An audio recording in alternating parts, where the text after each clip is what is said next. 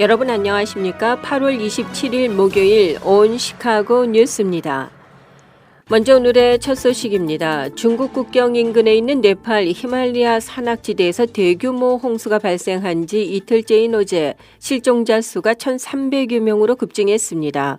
현재까지 확인된 사망자 수는 최소 270여 명에 이르고 있습니다. 피해 지역에 힌두교, 불교 순례객들이 많이 찾는 성지가 여럿 있는 데다가 세계 각국의 등산객이 몰리는 유명 관광지라는 지역적 특성이 외국인 피해를 키운 것으로 보입니다. 네팔 현지 매체와 AP통신 등에 따르면 네팔 재난당국은 북부 바그마티주 일대에서 발생한 대규모 홍수로 지금까지 1,300여 명이 실종됐다고 밝혔습니다. 한때 484명으로 집계됐던 실종자 수는 신고가 잇따르면서 계속 증가하고 있습니다. 실종된 외국인들은 600여 명에 이르며 인도, 미국, 영국, 호주, 말레이시아, 이태리, 우크라이나 등 30여 개국 출신인 것으로 알려졌습니다. 이 지역에서 수력발전소를 건설하던 한국 남동발전과 두산 에너빌리티 소속 한국인 9명도 연락이 끊긴 상태입니다. 이번에 히말라야 산악지대에서 갑자기 발생한 큰 홍수가 대규모 인명피해를 내면서 홍수 발생 원인에 관심이 모아지고 있습니다. 네팔 정부는 홍수 발생 직후 지진에 따른 영향으로 추정했으나 지구온난화로 인한 히말라야 산맥의 기후변화 탓에 엄청난 규모의 빙하와 암석이 붕괴하면서 대형 재난이 발생했을 가능성이 제기됐습니다. 미국 지질조사국의 추가 분석 결과 역시 빙하 붕괴 사태에 따른 지진 유사 현상이었을 것으로 전해지고 있습니다. 이번 홍수와 산사태로 마을 전체가 진흙탕에 휩쓸려 사라지는 사례도 발생했고 다리도 최소 19개가 유실됐습니다. 다음 소식입니다. 6개월째 이어지고 있는 중동 전쟁으로 굳게 닫혔던 호르무즈 해협이 다시 열릴 수 있을지에 전 세계의 이목이 집중되고 있습니다. 해협을 맞대고 있는 이란과 오만이 임시 통항로 개설과 기뢰 제거를 위한 기본 틀에 합의했다는 발표가 나오면서 이에 대한 기대감이 커졌습니다. 그러나 실질적인 개방까지는 시간이 걸릴 것이라는 전망입니다.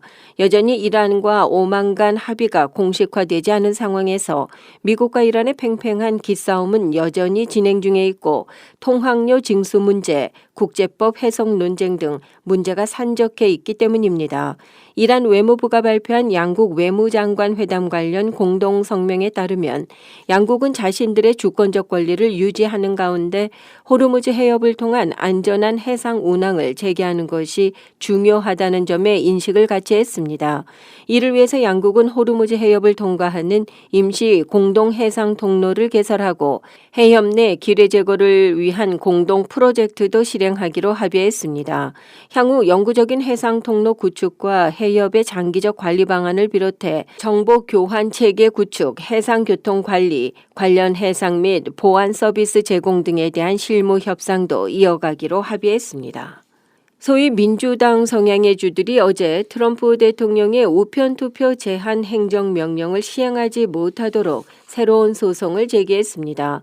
매사추세츠 연방지방법원의 USPS를 상대로 제기한 소송에는 총 24개 주와 워싱턴 DC가 원고로 이름을 올렸습니다. 이들은 모두 민주당이 주도하고 있는 주입니다. 이들은 소송에서 트럼프 대통령이 지난 3월 31일 서명한 행정명령에 따라 USPS가 지난 21일 발표한 새로운 규칙을 직접적으로 겨냥했습니다. 이 규칙은 주정부가 우편 투표 용지를 발송하려면 추적 가능한 바코드가 포함된 봉투에 대해 연방정부의 승인을 받아야 하며 주 선거관리 당국이 USPS에 투표 자격이 있는 유권자 명단을 반드시 제공해야 한다고 명시했습니다.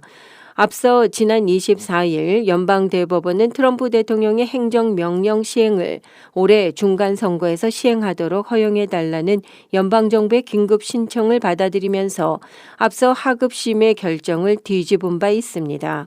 이번 소송의 대표격인 레티샤 제임스 뉴욕주 법무장관은 성명을 통해서 미 전역의 주들은 이미 중간선거 준비에 한창이라고 밝히고 막바지에 연방정부가 이러한 준비에 개입하려 하고 있고 수많은 유권자의 투표권을 잠재적으로 위협하고 있다면서 소송의 이유를 밝혔습니다. 식품의약국은 어제 췌장암에 대한 획기적인 신약을 승인함으로써 환자들에게 치명적인 암 중의 하나인 췌장암 치료에 효과적인 방법을 제공하게 됐다고 밝혔습니다. FDA는 췌장암 환자의 90% 이상에서 종양 성장을 촉진하는 돌연변이 단백질을 차단하는 최초의 경구용 약물인 다크라손 라십에 대해 신속한 승인을 내렸습니다. 이는 제약사들이 수십 년간 해결책을 찾지 못했던 난제들에 대한 새로운 접근 방식입니다.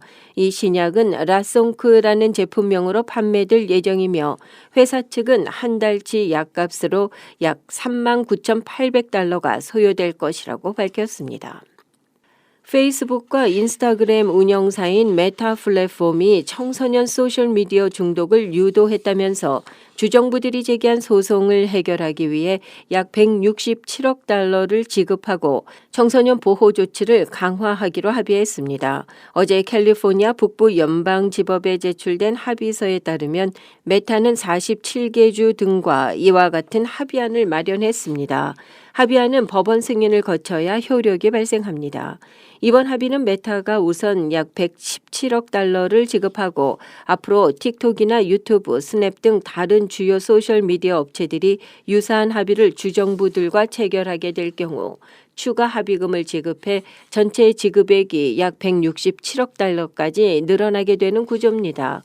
메타는 이 합의를 통해 18세 미만 이용자의 SNS 이용 시간을 제한하고 알고리즘도 중독성을 낮추는 방향으로 바꾸기로 합의했습니다. 18세 미만 이용자는 페이스북과 인스타그램을 합해 하루 2시간만 이용할 수 있도록 제한되고 자정부터 오전 6시까지는 야간 접속 차단이 실행됩니다. 이와 같은 제한은 부모의 승인이 있어야 해제됩니다. 메타와의 소송을 주도했던 캘리포니아주의 랍 본타 법무장관은 이번 합의는 우리 아이들에게 SNS를 덜 위험한 공간으로 만들고 아이들과 그 가족의 삶에 큰 변화를 가져올 것이라고 평가했습니다. 세계 중앙은행 총재들과 경제 석학들이 한자리에 모이는 잭슨홀 경제 정책 심포지움이 오늘부터 사흘간의 일정으로 와이오밍주 잭슨홀에서 열립니다. 캔자스시티 연방준비은행이 주관하는 이 회의는 연방준비제도를 비롯한 주요 중앙은행 수장들의 발언이 향후 정책 방향에 대한 신호로 해석되면서 세계 금융시장에 상당한 영향을 끼쳐왔습니다. 올해 회의의 시선은 내일 오전 8시에 예정돼 있는 케빈 허시 연준 의장의 기조연설에 집중되고 있습니다. 이번 연설에서는 무엇보다 워시 의장이 현재의 높은 물가 상승률을 어떻게 진단하고 있는지가 관심사가 되고 있습니다. 최근 미국의 물가 상승률이 여전히 연준의 목표치인 2%를 웃도는 가운데 미국과 이란 전쟁으로 인한 에너지 가격의 상승, 캐나다와의 무역 전쟁 등 물가를 자극하는 요인이 산적한 상황입니다. 시장에서는 워시 의장이 장기 금리 상승을 어떻게 평가하는지, 재무부의 국채 바이백이 금융시장 여건에 미치는 영향을 어떻게 바라보는지도 주목하고 있습니다. 애플이 폴더블 아이폰을 포함한 새 하드웨어 제품군을 9월 9일에 공개할 전망입니다.